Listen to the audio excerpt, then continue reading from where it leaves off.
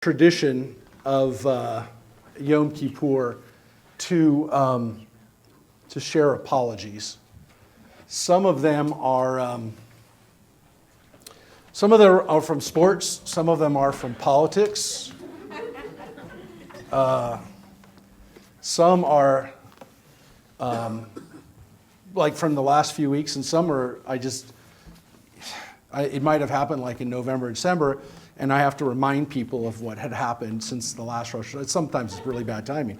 But in this case, I want to share an apology which was interesting because it happened just a few weeks ago. And it was actually something that happened locally, but had a national repercussion. And some of you have already kind of been aware of it because in our classes and at services, we've been talking about it a little bit because it came up, and it happened at the end of August 23rd, actually, was when this happened. So it was only about 5 weeks ago. So what had happened was I got, starting at about 7 or 8 o'clock in the morning on that Tuesday morning, I started getting texts and emails from people. Did you see the LA Times? And that's never a good thing, by the way, just so you know. Fortunately, was not me involved in this, so no, that's never really happened. But actually, it happened once. But what happened was, as some of you, probably most of you recall, but I'll take you back about 7 weeks ago. The LA Times ran a story on the cover which reported that our local congressman, Mike Garcia, was quoted in a podcast in the last days and he had compared on the podcast the current government in the United States is acting more like the Third Reich than the United States. So the LA Times reported this, and people were up in arms and were upset in the Jewish community and throughout the district and throughout the country. Story ended up making the New York Post. It made some other news sources, but it became a national story. And it was definitely something that kind of caught me off guard because I know our congressman, I know Mike Garcia, and I know that he is a great friend of the community, a great friend of Israel. People disagree with his politics. Some people like his politics. Regardless of where you stand on it, I know that he has a warm feeling for the Jewish community, and I was upset. And so I immediately reached out to him. I literally texted him. We had class that morning at 9 o'clock, and I texted him before class, and immediately after class, we spoke. And I said to the congressman, who, again, very receptive, took my call right away, and I said, this is not acceptable. This is not good. We've heard this way too much especially in the last few months, people equating the Holocaust and the Nazis with current situations in American politics. And I said, it's not acceptable, and it's hurtful. And immediately he said to me, I'm sorry, I misspoke. I'm disappointed in myself. And I said to him, I maybe because it was on a podcast, you didn't think that people were going to hear it. He says, look, I know every interview that I give is potentially a loaded gun, and I was aware of it, and I just made a mistake. I got caught up, and I made a statement that I'm disappointed in myself in. And he said, you know where I stand with the Jewish community. I'm always there for the Jewish community. I'm always there for Israel, and he has been. I mean, we've lobbied him with AIPAC, and he's been one of the strongest defenders of Israel in Congress. And I said to him, but that can't cover this because it's happening too much. And in the last few days, other politicians in this country, including people like Marjorie Taylor Greene, have made similar comments. And I said, this is not right.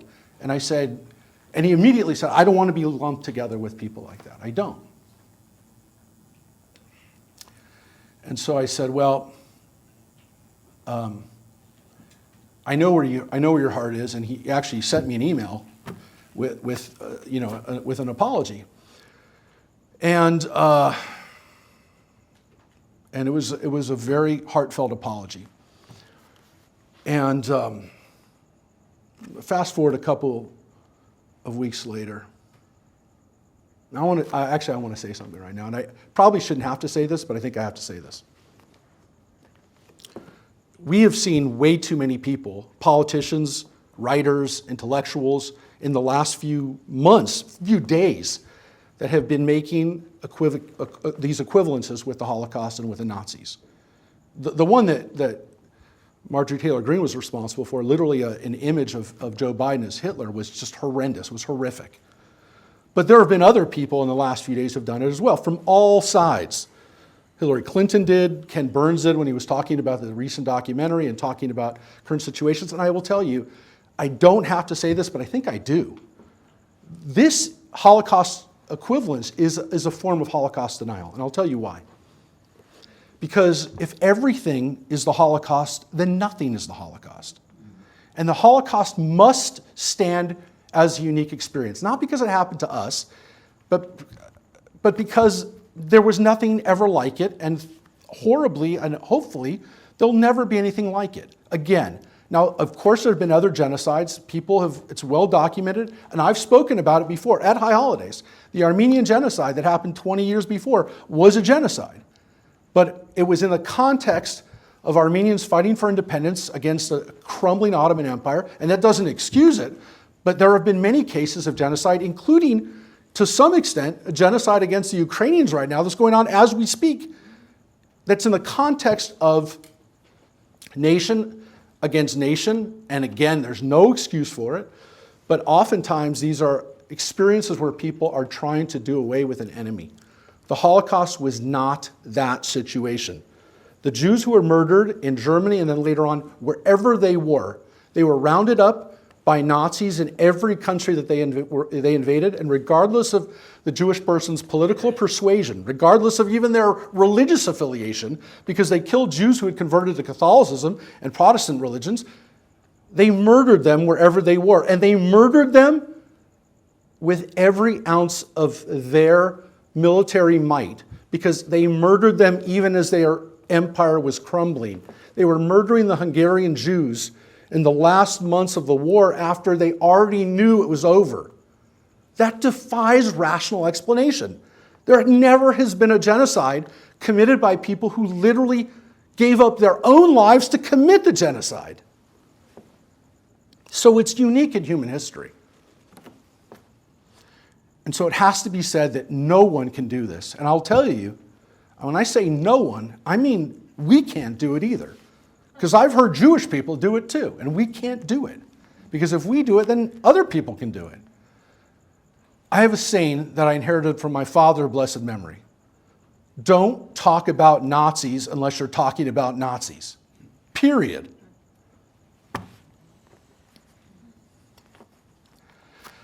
So a couple weeks ago, I'm talking to my daughters. We have a nice breakfast together. And I'm talking to them about the situation. And, you know, they're young, they're in their teens and early 20s, and they're starting to get politically engaged. And needless to say, they're a little bit more liberal than I am. And so we talked about this situation in particular. And I was talking to them about it. And I said, I really don't know what to do, because I don't know whether the story is going to go away.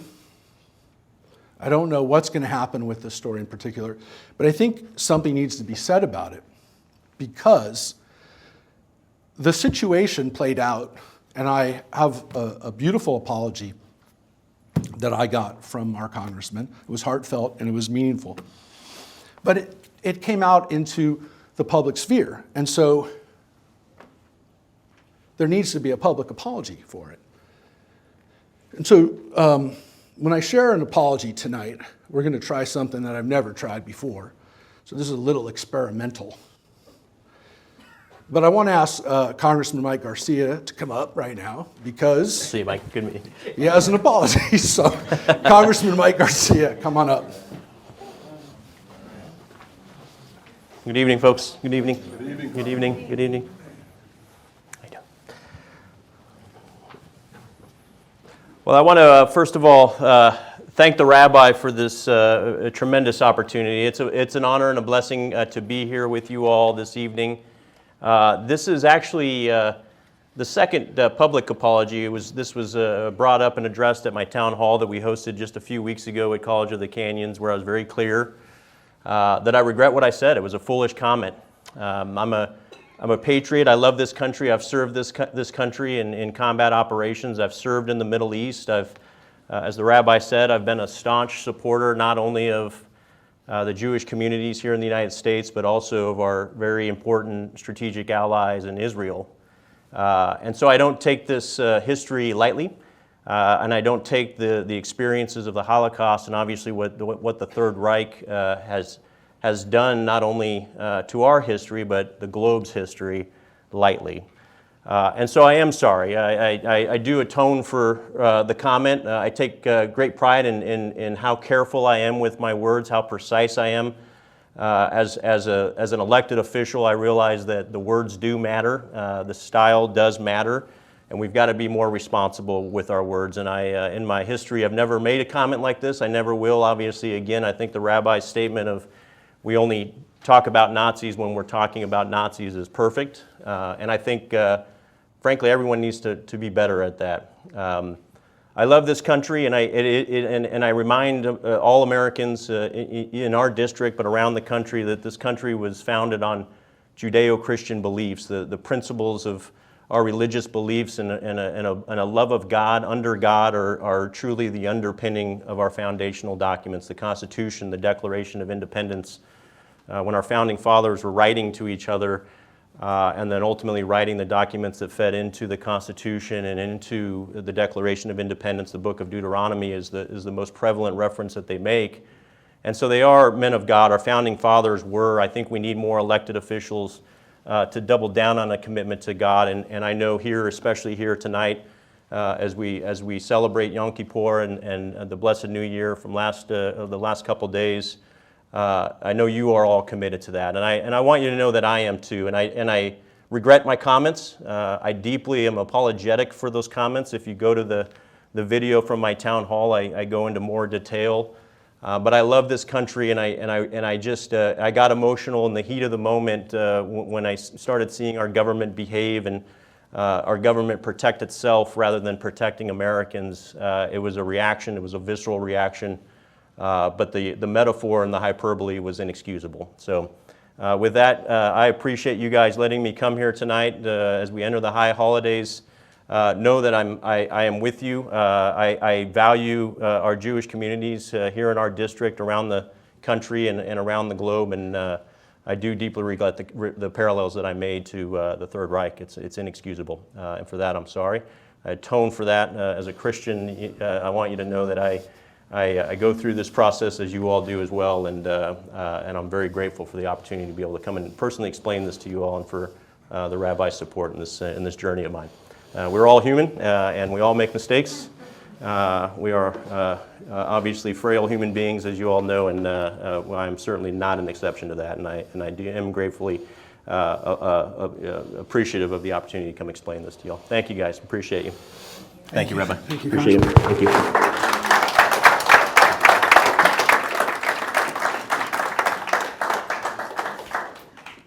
Thank you, Congressman. Not an easy thing to do, apology, and for any of us. And I hope it inspires us to do a little bit more in our own work towards forgiveness, our own atonement. It's hard work, and I want to tell you, there are people that are going to walk out of here today going, I don't believe what just happened, and we definitely kept it a little bit of a secret because we didn't want to turn this into a political issue, and it has been. Unfortunately, there are synagogues that are very political. There are rabbis that are very political, and there's a very fine line. And tonight, this apology had nothing to do with politics. It was about the need for us all to do teshuvah, to do our best to make amends. I will not ever personally endorse candidates or speak out for one party or another. I have a motto when it comes to politics and to parties. I don't care what party you're a member of, as long as you're embarrassed of it. So,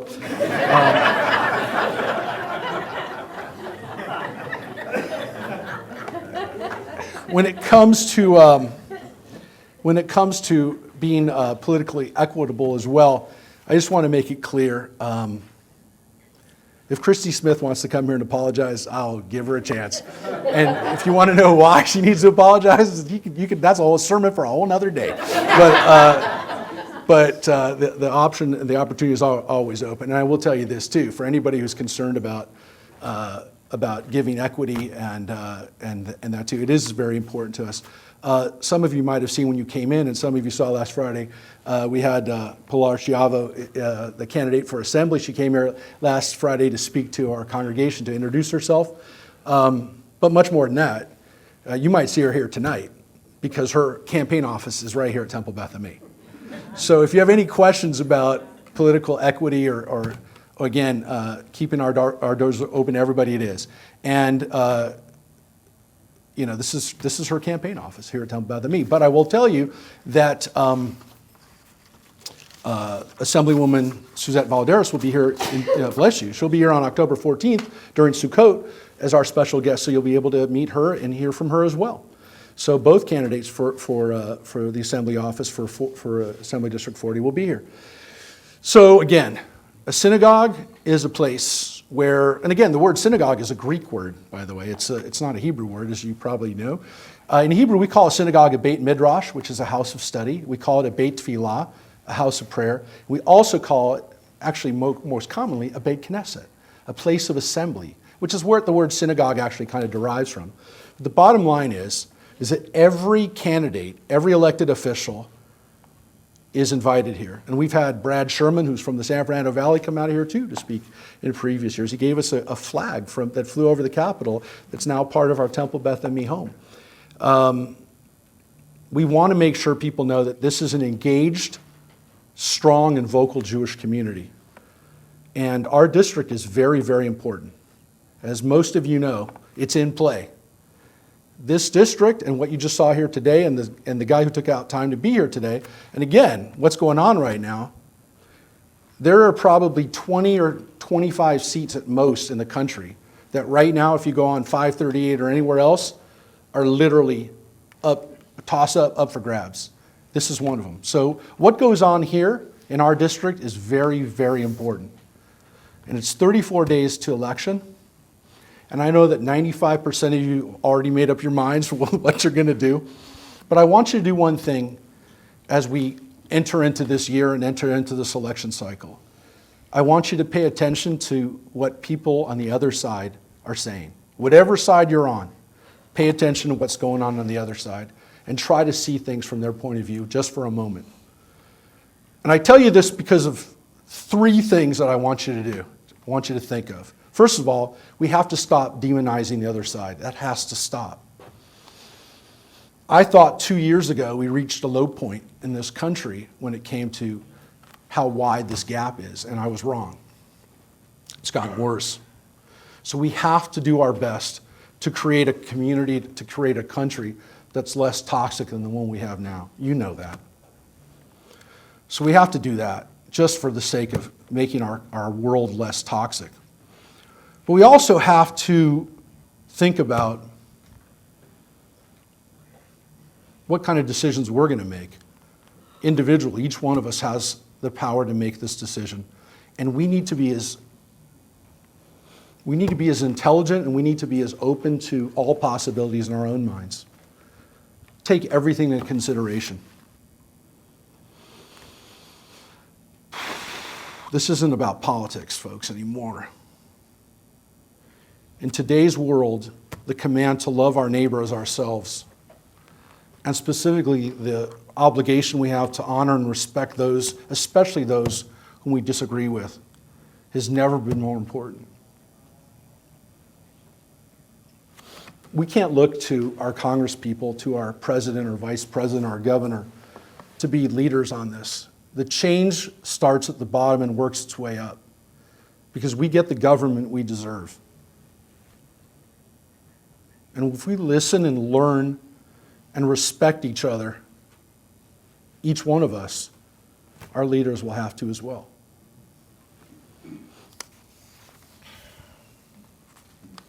So I hope our synagogue continues to be a place where what you just saw tonight can happen. It's a special place, our community. So again, come back here, October 14th. You can meet Suzette. You can hang around here on an average day and probably meet Pilar. And be concerned, be aware, and be respectful. And let's prove that this community is an accepting community deserving of respect as well. May this be the beginning of a good and blessed year, and may we all be sealed in the book of life, happiness and good health for the year that's just begun. Gamar Chatima Tova.